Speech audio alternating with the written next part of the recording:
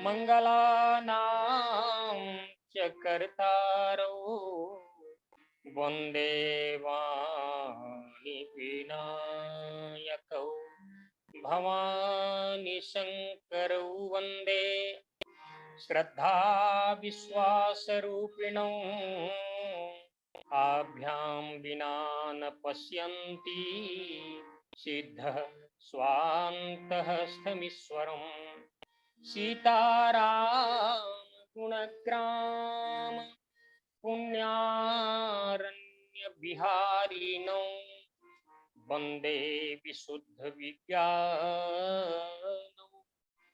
कवीश्वर कपीश्वरौ श्री गुरुचरण सरोज रज निज मन मुकुर सुधार वर्णो रघुवर विमल यश जोदायक फलचार श्री गुरुचरण सरोज रज निज मन मुकुर सुधार वर्णो रघुवर विमल यश जोदायक फलचारि। बोल सियावर रामचंद्र भगवान की, सत्य सनातन धर्म की। ऑनलाइन मानस गोष्ठी में जुड़े हुए समस्त विद्वज्जन, आइए किष्किंधा कांड के अंतर्गत चर्चा श्रवण करें। इससे पूर्व आदरणीय पटेल जी बहुत बहुत बधाई के पात्र हैं, जो हम और आपको विगत 2 वर्षों से ऑनलाइन लिंक के माध्यम से जुड़े हुए हैं। इनसे विभिन्न लोगों से हम और आपका परिचय भी हुआ है, आत्मीयता भी बढ़ी है, निस्संदेह है। तो आइए समय की अवधि में चर्चा रखने का प्रयास आप लोगों के बीच करूं। सुग्रीव आज वानर दल को तैयार करते हैं श्री सीता जी की खोज करने के लिए। आध्यात्मिक दृष्टिकोण से देखें तो सीता जी की खोज को हम भक्ति की खोज भी कह सकते हैं, और शंकराचार्य के मुताबिक तो शांति की खोज कर सकते हैं। शांति सीता समानीता आत्मा रामो विराजते। सीता शांति है। शांति हर कोई व्यक्ति पाता है, चाहता है कि शांति मुझे प्राप्त हो। तो शांति की खोज के लिए विभिन्न दिशाओं में बानरों को भेजा जा रहा है। बानर दल विभिन्न दिशाओं में जा रहे हैं। कुछ बानरों को पश्चिम दिशा की ओर, कुछ बानरों को दक्षिण दिशा की ओर, कुछ को उत्तर और कुछ को पूर्व दिशा की ओर भेजा जा रहा है। लेकिन श्री तुलसीदास जी कहते हैं कि जो प्रमुख बानर है, जिसमें अंगद है, नल है, नील है, श्री हनुमान जी महाराज है और जामवंत, इन्हें दक्षिण दिशा की ओर भेजा जा रहा है। सभी लोग भगवान को प्रणाम करके आगे बढ़ रहे हैं। तुलसीदास जी एक बात लिखते हैं कि इनके दल में यदि हम रावण के गुप्तचरों की बात माने तो पद्म 18 जूथा बंदर कहा गया। ये 18 पद्म यूथ झुंड के ये बंदर की संख्या है। लेकिन भगवान शंकर कहते हैं कि पार्वती, ये जो बोल रहा है ये सुना हुआ बात बोल रहा है। देखिए, सुनी हुई बात और देखी हुई बात में अंतर होता है। जो सुना होता है वो आवश्यक नहीं है कि सत्य हो। आंखों से देखी हुई घटना, आई विटनेस जिसको कहते हैं, वो ज्यादा महत्वपूर्ण होता है। भगवान शंकर ने कहा, ये रावण के दूत सुख सारन जो कह रहे हैं, वो ये कह रहे हैं कि पदुम 18 जूथप बंदर असमय श्रवण सुनाद स्कंधर। पार्वती, ये सुनी हुई बात है, मैं सही आंकड़ा बताता हूँ। उमा राम कटक में देखा, या बानर कटक उमा में देखा, सो मूरख जो करन चहलेखा, सो मूरख जो करन चहलेखा, बानर कटक उमा। भगवान शंकर कहते हैं कि पार्वती, रावण के दूतों ने सुना था कि पदुम 18 जूथप बंदर है और मैंने देखा है। पार्वती बोली, तो कितने पद्म है, कितने संख्य है, अरब है, क्या है? भगवान शंकर ने कहा कि पार्वती, वह मूर्ख है जो बानरों की संख्या करना चाहे, गिनती करना चाहिए, मूर्ख है। पार्वती बोली, क्यों मूर्ख है? कहा, बानरों की गिनती और मेढकों की तौल किया ही नहीं जा सकता। मेढक को कोई तराजू में तौले, एक मेढक उछल करके दूसरे पलड़े पर आ जाता है, दूसरे पलड़े वाला पहले पलड़े पर आ जाता है, तो सही तौल नहीं हो सकता। वैसे ही बानरों की गिनती कोई करना चाहे, 1 2 3 4 150 गिन कर रखे, एक बानर उछल करके फिर इधर आ जाता है, इधर के उधर होता है, कभी चंचल होता है और डाल से डाल कूदते रहते, इसलिए बानरों की गिनती नहीं हो सकती। इसलिए मैं तो यही कहता हूं कि सो मूरख जो करन चह लेखा, सो मूरख जो करन, वो मूर्ख है जो बानरों की गिनती करना चाहता है। तो असंख्य संख्या में बानर हैं। ये सब भगवान श्री राम को प्रणाम करके श्री सीता जी की खोज में, भक्ति की खोज में अथवा शांति की खोज में निकल रहे हैं। लेकिन तुलसीदास जी गजब की चौपाई वहां पर लिखते हैं कि ऐसा कोई कटक में बानर नहीं है जिनकी कुशलता भगवान श्री राम ना पूछते हो। अस कपिए कन सेना माही, और राम कुशल जही पूछी नाई। ऐसे कोई सेना में छोटे से छोटे बानर भी नहीं है जिसको भगवान श्री राम ये नहीं कहते कि भाई ठीक से तो सब ठीक ठाक तो है। क्या बात है भगवान श्री राम, इतने असंख्य बानरों से कैसे मिलते हैं? तो कहा, भगवान कभी कभी अपना प्रभुता भी दिखा देते हैं। जिस समय भगवान श्री राम अयोध्या वापस आए, अयोध्या वासियों में होड़ लग गई, राम जी से हम पहले मिलेंगे, राम जी से हम पहले मिलेंगे। राम जी ने कहा, यह तो बड़ा विचित्र है, सब लोगों से कहे कैसे पहले मिला जा सकता है। उस समय भगवान श्री राम ने क्या किया? अमित रूप प्रगटे तही काला, और जथा जोग मिले सब ही कृपाला। यथा योग्य भगवान श्री राम सबसे एक साथ मिलते हैं अमित रूप में। आज सभी वानरों की कुशलता भगवान श्री राम पूछ रहे हैं, सभी वानर आगे बढ़ रहे हैं, सभी लोग भगवान को प्रणाम करके आगे बढ़े। और तब तुलसीदास जी चौपाई लिखते हैं जो प्रसंग आज का है। पाछे पवन तनय सिर नावा, जानी काज प्रभु निकट बुलावा। पाछे पवन तनय सिर नावा, जानी काज प्रभु निकट बुलावा।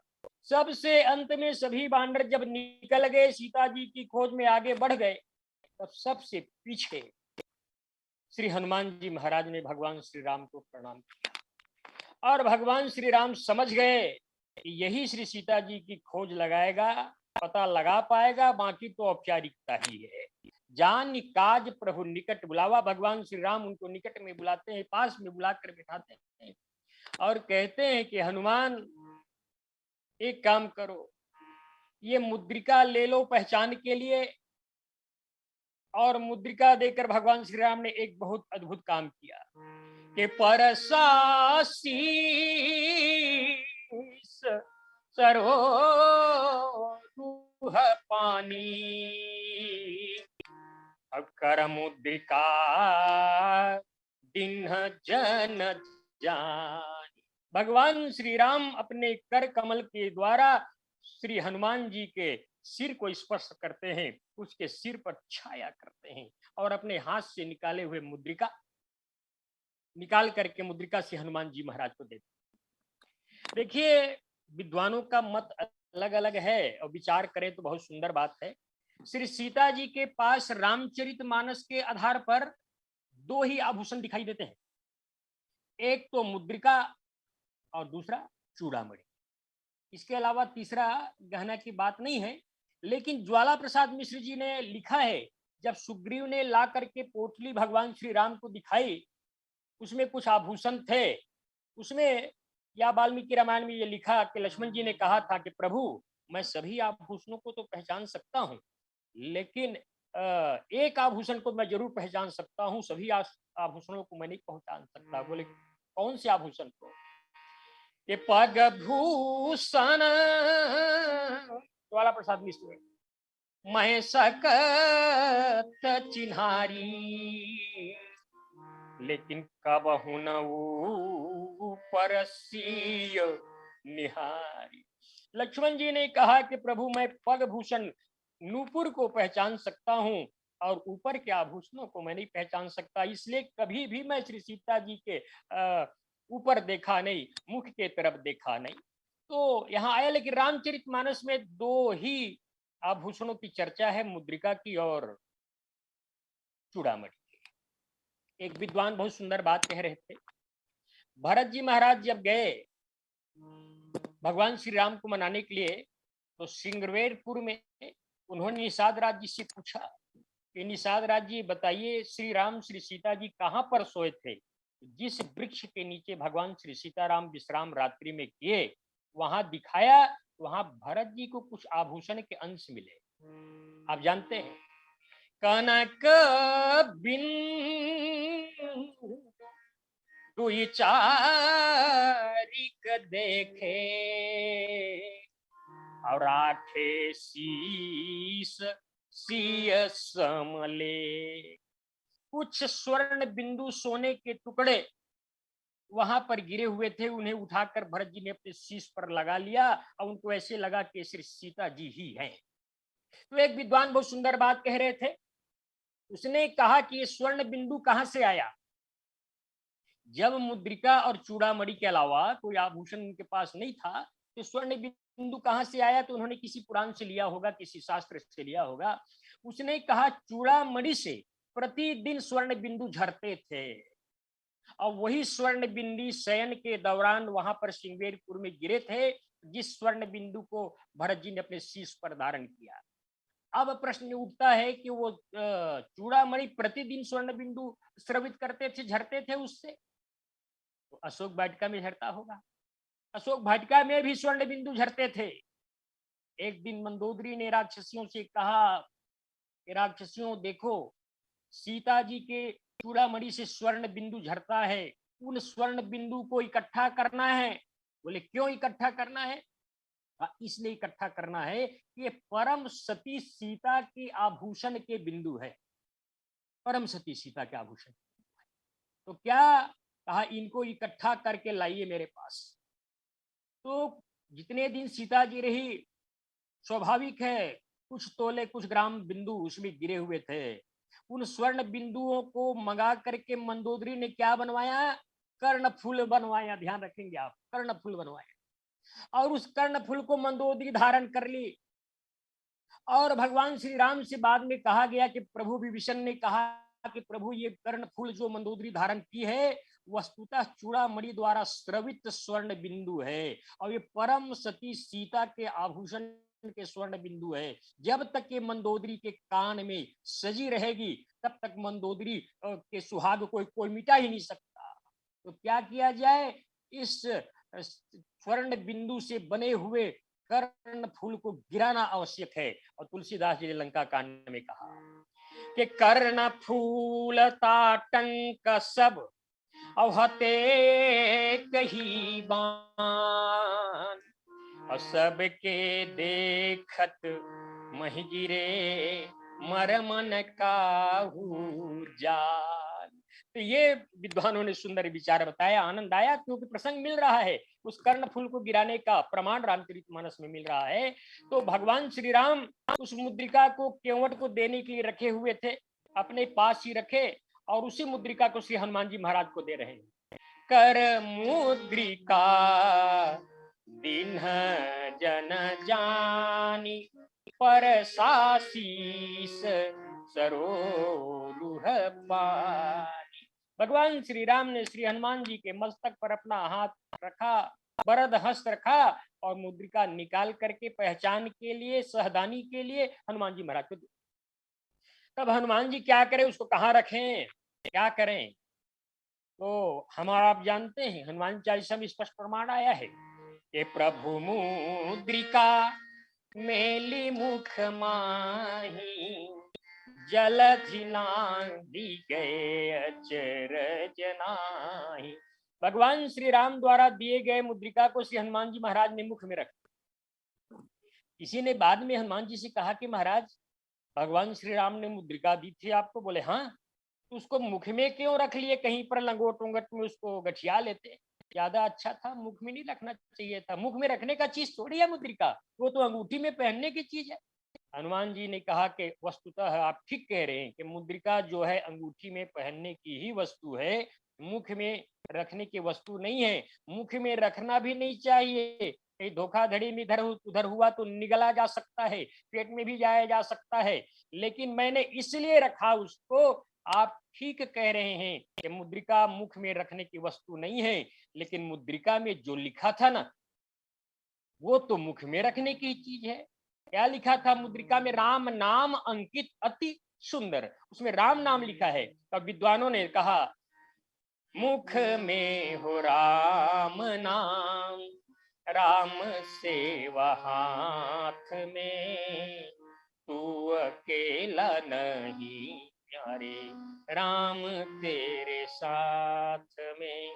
मुख में हो राम नाम, राम सेवा हाथ में, तू अकेला नहीं प्यारे, राम तेरे साथ में।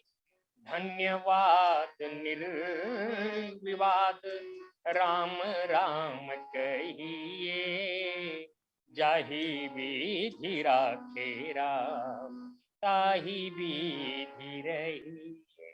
हनुमान जी ने कहा, मुद्रिका अवश्य ही मुख में रखने की वस्तु नहीं है, लेकिन मुद्रिका में जो अंकित राम नाम है वो मुख में ही रखने का चीज है।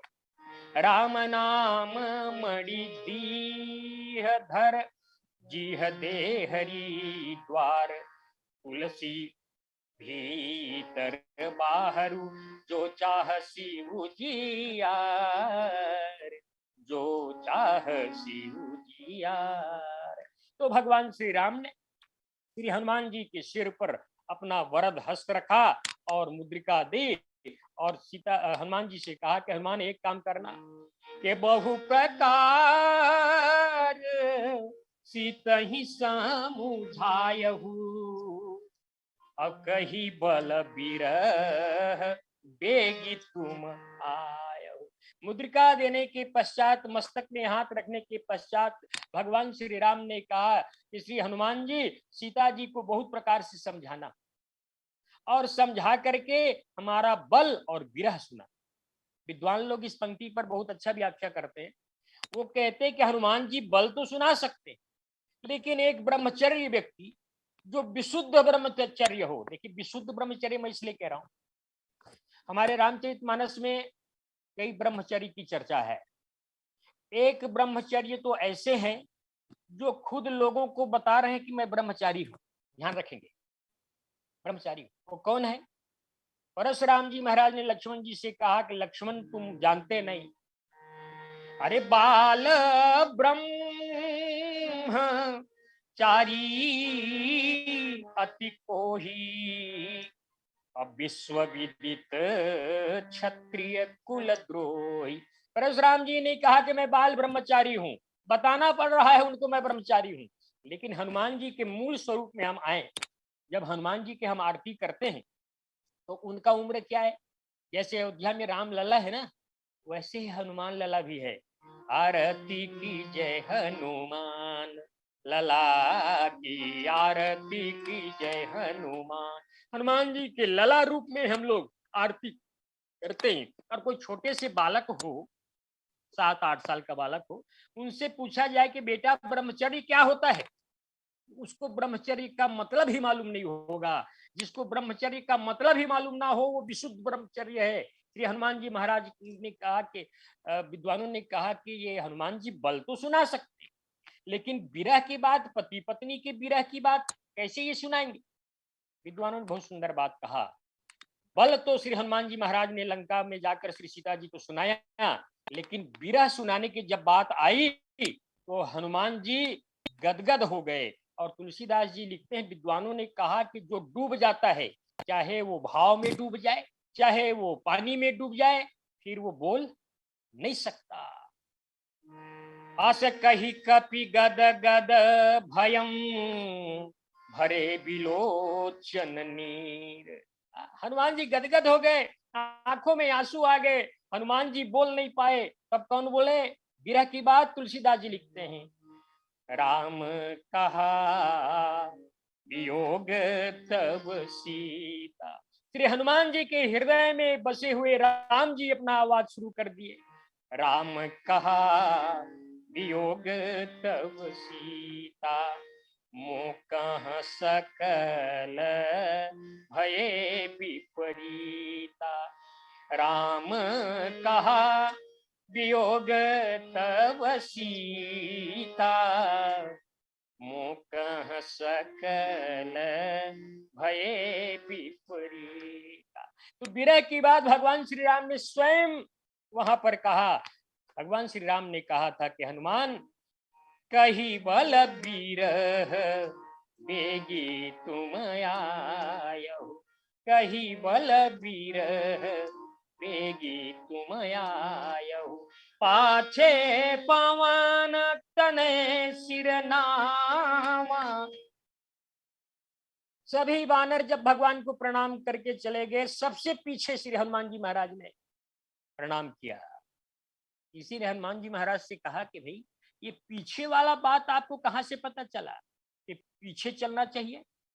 हनुमान जी ने कहा कि देखो भाई, कि हम प्रयास करते हैं कि हम अपने प्रभु के आचरण का अनुसरण करें। बोले ठीक। देखिए जनकपुर में सभी राजा धनुष तोड़ रहे हैं, आगे आगे जा करके बढ़ चढ़ करके धनुष तोड़ने का प्रयास कर रहे हैं। तमक धरे धन मूढ़ नृप, उठे न चले न लजाए। लेकिन भगवान श्री राम चुप शांत बैठे। यदि मैं आपसे पूछूं कि सबसे अंत में धनुष तोड़ने के लिए उठने वाला कौन थे, तो आप कहेंगे राम जी थे। और सबसे अंत में जो उठा वही धनुष तोड़ पाया। हनुमान जी ने कहा कि मुझे एक पता चला कि सबसे पीछे जो उठते हैं कार्य करने के लिए वही सफल होते हैं। इसलिए वहां पर भगवान श्री राम पीछे उठे थे। जब सब राजा थक हार गए तब विश्वामित्र जी ने कहा था कि उठहूं राम भंजहूं भव चापा, मेटहूं तात जनक परितापा। तो सबसे पीछे हमारे प्रभु उठते हैं कार्य करने के लिए। इसलिए हमने भी सोचा कि सभी बानरों को जाने दीजिए, आगे बढ़ने दीजिए और हम पीछे जाएंगे। इसलिए पाछे पवन तनय सिर नावा, और जानी काज प्रभु निकट बुलावा। और देखिए जिस इष्ट की हम आराधना करते हैं, चाहे हनुमान जी हो चाहे राम जी हो, उनके कुछ ना कुछ गुण का अनुसरण हमें करना चाहिए यथासंभव, जिस गुण के अनुसरण हम कर सकें। श्री हनुमान जी के सामने कुछ घटना घटी, उस घटना से हनुमान जी ने सबक ले लिया। आप ध्यान देंगे, यदि हम थोड़ा विचार करें कि बाली यदि सुग्रीव को समय ना दिया होता, ये नहीं कहा होता कि परख्यो मोहि एक पखवारा नहीं आयो तब जाने मारा, तो शायद ये सुग्रीव बाली वाला घटना ना घटित तो हो पाती। हनुमान जी ने देखा कि समय, जब दुर्लभ कार्य के लिए हम जाएं, कुछ सरल कार्य के लिए बाजार गए हैं सब्जी लेने के लिए, तब कह दें कि 1 घंटा में हम आ जाएंगे, बात अलग है। लेकिन कोई कठिन कार्य के लिए जब जाएं, तो रामचरितमानस शिक्षा देती है कि हमें समय का निर्धारण नहीं करना चाहिए। हनुमान जी जब अभी आगे बढ़ेगा, प्रसंग में आएगा कि हनुमान जी जब लंका जाने लगे, बांदरों ने कहा कि महाराज कितने दिन में आप आ जाएंगे? सुग्रीव वाला बाली वाला 15 दिन, परखे हूं मोही एक पखवारा, 15 दिन इंतजार करें कि क्या करें? हनुमान जी ने कहा यही गलती सुग्रीव और बाली प्रसंग में हुआ था। मैं तो ये कहता हूं कितने दिन रहना है? अरे जब लगिया, जब तक मैं ना आ जाऊं, चाहे 1 वर्ष लगे चाहे 10 वर्ष लगे, जितना भी समय लगे। सीत ही देखी अहो ही काज मुहि हरसो विषे। मैं आपसे निवेदन कर रहा था कि जिस प्रभु की हम आराधना करते हैं, जिन्हें हम इष्ट देव मानते हैं, उनके कुछ गुणों को हमें स्वीकार करना चाहिए। हनुमान जी देखिए आगे प्रसंग में आएगा, हनुमान जी सुरसा को प्रणाम किए, सिंहिका को मार दिए, तो और लंकनी को अधमरा कर दिए। तो लोगों ने कहा महाराज 3 लोगों से आप 3 प्रकार के व्यवहार क्यों किए? कहा देखिए, हमारे प्रभु को जो अच्छा नहीं लगता वो हमें भी अच्छा नहीं लगता। मतलब क्या मतलब है? कहा कि भगवान श्री राम ने एक दिन कहा कि हनुमान मुझे सब कुछ बर्दाश्त है, मोहि मोहि कपट छल छिद्रन भावा, मुझे कपट छल छिद्र अच्छा नहीं लगता। तो हनुमान जी ने पूछ दिया प्रभु मान लो किसी ने छल कपट कर दिया तो आप क्या करते हैं? भगवान राम ने कहा हनुमान किसी को बताना मत, मैं उसे मार डालता हूँ, ये आपस की चर्चा है, किसी को बताना मत। तो सुरसा तो साफ साफ बोली बेचारी कि आज सूरन मोहिदीन नहारा, नो प्रॉब्लम। लंकनी कह रही है कि मैं यहाँ की रखवाली करती हूँ, मुझे रावण के द्वारा वेतन प्राप्त होता है, नो प्रॉब्लम। लेकिन सिंहिका ने एक बात किया कि गह इच्छा सक सोन उड़ाई, और यही विधि सदा गगन चरत खाई। अब शब्द देखेंगे, सोई छल हनु मान कह किन्हा, और तासु कपट कपि तुरत ही कीना। हनुमान जी के साथ सिंहिका ने छल भी किया और कपट भी किया। तो कहा छल कपट करने वाले को हमारे प्रभु मार देते हैं, चाहे वो छल करने वाले करी छल मूढ़ हरि वैदेही क्यों ना हो, अब हो कपट मृग तुम छलकारी क्यों ना हो। छल करने वाले और कपट करने वाले को हमारे प्रभु राम मार देते हैं। और ये सिंहिका एक साथ छल भी कर रही है और कपट भी कर रही है, इसलिए ताही मारी मारुत सूत बीरा, बारिधि पार गयऊ मति धीरा। तो पाछे पवन तनय सिर नावा, और जानी काज प्रभु निकट बुलावा। आज भगवान श्री राम के मुद्रिका को मुख में रख करके श्री हनुमान जी महाराज गए, और तुलसीदास जी लिखते हैं चले सकल बन खोजत, और सरिता सरगिरी खोह, राम काज लयली न मन, अबिसरा तन कर छो। आज सभी बानर श्री सीता जी की खोज कर रहे हैं, जा रहे हैं, नदियों में खोज रहे हैं, सरिताओं में खोज रहे हैं, पर्वत में खोज रहे हैं, खोह में खोज रहे हैं। सभी बानर राम काज में लय लीन है, तन्मयता से खोज रहे। देखिए कोई भी काम हम करें तन्मयता से करें तो बड़ा आनंद आता है, प्रसन्नता के साथ करें। यदि कथा कहना है प्रसन्नता के साथ कथा कहें, कथा सुनना है तो प्रसन्नता के साथ सुने। भगवान कहाँ कहता है मेरी कथा कहो मेरी कथा सुनो, कोई जरूरत नहीं है। लयलीन होना चाहिए, कथा कहने में लयलीन हो, सुनने में लयलीन हो, तब आनंद आता है। और विसरा तन कर छोह, अपने शरीर के छोह को त्याग करके ये बानर लोग गए, जंगल में भटक रहे हैं। तुलसीदास जी लिखते हैं कि मिलही न जल घन गहन भुलाने, लागी तृषा अतिशय अकुलाने। आज प्यास के मारे सभी बानर त्रसित हो गए, प्यास से व्याकुल हो गए, और जल मिल नहीं रहा है, एक बूंद जल नहीं मिल रहा है, ध्यान देंगे। और एक गहन जंगल में भूल गए, रास्ता भटक गए। अब क्या किया जाए, सभी लोग प्यास के मारे मर रहे। तुलसीदास जी लिखते हैं कि मन अनुमान, मन हनुमान किन्ह अनुमान, अरे मरन चाहत सब बिनु जल पाना, मन अनुमान किन्ह हनुमाना, मरन चाहत सब बिनु जल पाना। हनुमान जी ने मन में अनुमान किया कि सभी बिना जल के मरणासन स्थिति पहुंच गए। किसी ने पूछा, हनुमान जी आप ये कह रहे हैं कि सभी लोग प्यास से मरने वाले हैं, क्या आपको प्यास नहीं लगी क्या? प्यास तो सबको लगना चाहिए, जितने लोग गए हैं सबको प्यास लगना चाहिए। हनुमान जी ने कहा, दरअसल बात यह है कि जो धूप में चलते हैं, ध्यान देंगे, जो धूप में चलते हैं उनको प्यास लगती है, और जो छाया में चल रहा हो उसको प्यास की संभावना कम है।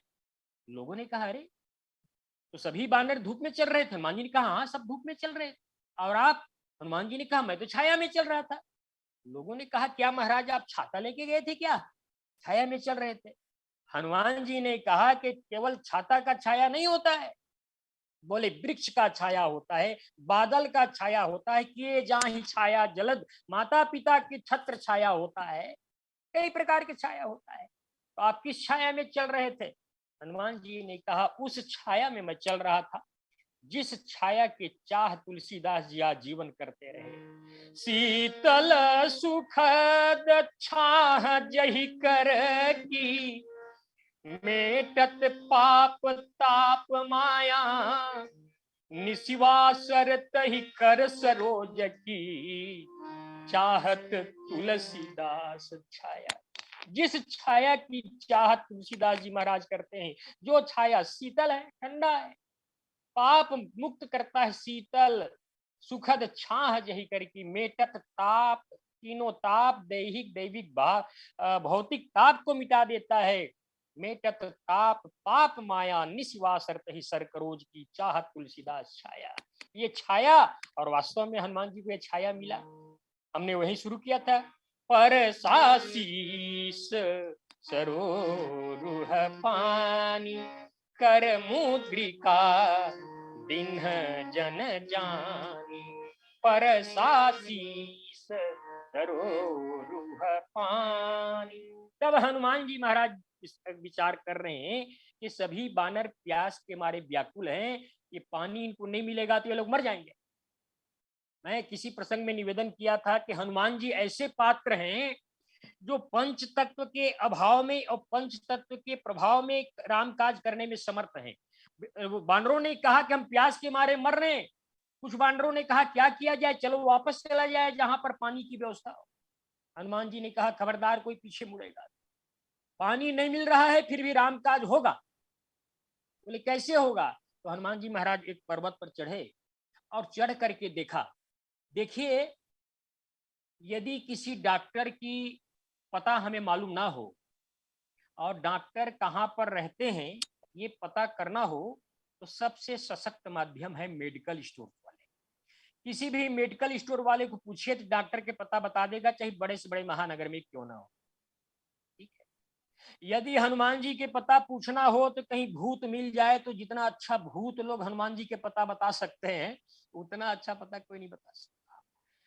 तुलसीदास जी महाराज को भूत नहीं हनुमान जी का पता बताया था ना, कहाँ पर वो आते हैं कथा सुनने के लिए, शुरू में आते हैं, अंत में जाते हैं, कोढ़ी के वेश में रहते हैं, आप पता जाते। और पानी की व्यवस्था, पानी कहाँ पर है ये पता करना है तो जलचर पक्षियों से पूछो। तो हनुमान जी एक पहाड़ी में चढ़ के जब देखे तो एक गुफा में कुछ पक्षी जा रहे थे। कौन कौन से पक्षी जा रहे थे? चक्रवाक बकहंस उड़ाही, और बहुत खग प्रविशहि तहि माही। हनुमान जी ने देखा कि विबर में, इस गुफा में चक्रवाक पक्षी है, चकवा है, हंस है, बगुला है, ये घुस रहे हैं अंदर। हनुमान जी ने कहा कि जल में रहने वाले पक्षी, हंस, बगुला और चकवा पक्षी जिसके अंदर घुस रहे हो, निश्चित ही वहां पर पानी की व्यवस्था है। कहा चलो भाई पानी की व्यवस्था हो गई, आ जाओ ऊपर आ जाओ। अंगद से कहा कि अंगद चलो भाई गुफा में चलो। अंगद जी ने कहा हनुमान जी माफ करना, मैं गुफा के अंदर जा ही नहीं सकता। हनुमान जी ने कहा क्यों नहीं जा सकते? अंगद जी ने कहा दो कारण है। एक तो गुफा के अंदर अंधेरा होता है, और हमारे ग्रामीण क्षेत्र के लोगों का कहना है पटेल जी कि बंदरों की आंख रात्रि में दिखाई नहीं देती। पहले जमाने की गुफा है, आज तो गुफा में भी लाइट लगी होती है। तो अंगद जी ने कहा कि अंधेरा होने के कारण मैं गुफा के अंदर नहीं जा सकता। बोले ठीक। और दूसरा कारण यह है कि हनुमान जी आप तो जानते हैं कि गुफा जो है हमारे परिवार को सूट नहीं करता है। इसी गुफा के चक्कर में सुग्री और बाली का तमाशा, तिरवर गुफा बैठते जाई, तब बाली मोहि कहा बुझाई, और गुफा के दरवाजा को बंद कर दिया कि ये गुफा हमको सूट नहीं करता है और अंधेरा घोर है। हनुमान जी ने कहा चलो मैं आगे चलता हूँ। और तुलसीदास जी कहते आगे आगे चलते हुए हनुमान जी सब बानरों को ले जा रहे। अब प्रश्न ये उठता है, जब अंगद जी के लिए अंधेरा है तो हनुमान जी के लिए भी अंधेरा होगा, अंधेरा होना चाहिए। तो तुलसीदास जी ने कहा कि भाई हनुमान जी के लिए अंधेरा हो ही नहीं सकता, उनके पास प्रकाश की अनेक व्यवस्थाएं हैं। तो कहा क्या टार्च लेके हनुमान जी महाराज गए थे? बोले नहीं, हनुमान जी कहीं मुंह को खोल देते हैं ना, प्रकाश ही प्रकाश हो जाता। मुंह में मणि से युक्त मुद्रिका हनुमान जी रखे हुए हैं। राम नाम अंकित मणि है, और दूसरा मणि हृदय में रघुवंश मणि है। अरे विद्यमान रघुकुल मणि जानी। लक्ष्मण जी ने कहा कि रघुमणि, रघुबल के मणि है, रघुवंश के मणि है भगवान श्री राम। वो छाती में है एक मणि, दूसरा मणि मुंह में है। और मणि ऐसा विशेषता है ना, उसमें दिया लगता, न बाती लगता, ना माचिस लगता। हनुमान जी अंदर प्रवेश कर गए। और तुलसीदास जी ने कहा आगे ले हनुमंत ही लीन्हा, और बैठे विबर विलंबन कीन्हा। गए, आप कथा सब जान रहे, स्वयं प्रभा ने उनसे परिचय पूछा और सुंदर कंद मूल फल खाए, पानी पिए, आनंदित हो गए। और तब स्वयं प्रभा ने कहा कि भाई ये बताओ आप लोग सीता जी को किस ढंग से खोज रहे हो? तो बानरों ने कहा कि हम सरिताओं में खोज रहे हैं, नदियों में खोज रहे हैं, पर्वतों में खोज रहे हैं, गुफाओं में खोज रहे हैं। तो स्वयं प्रभा ने कहा ये बताओ आंख बंद करके खोज रहे हो कि आंख खोल कर? बानरों ने कहा कौन ऐसा मूर्ख होगा माँ जो आंख बंद करके खोजे, आंख खोले हुए खोज रहे हैं। स्वयं प्रभा ने कहा सुनो, संसारिक वस्तु को खोजना है, हमारा मोबाइल कहाँ पर है, हमारा डायरी कहाँ पर है, तब तो आंख खोल के खोजिए। लेकिन भगवान को यदि खोजना हो ना, आंख बंद करके खोजिए। स्वयं प्रभा ने कहा 2 मिनट आंख बंद करो और फिर देखो चमत्कार क्या होता है। तुलसीदास जी कहते हैं नयन मूंदी देखई सब पीरा, और ठाढ़े सकल सिंधु के तीरा। स्वयं प्रभा ने कहा था कि सीता जी मिलेंगे, पछताना नहीं है, आंख बंद करके थोड़ा देखो। आंख बंद करने के बाद जब बानरों ने खोल के देखा तो सब के सब समुद्र के किनारे बैठ गए।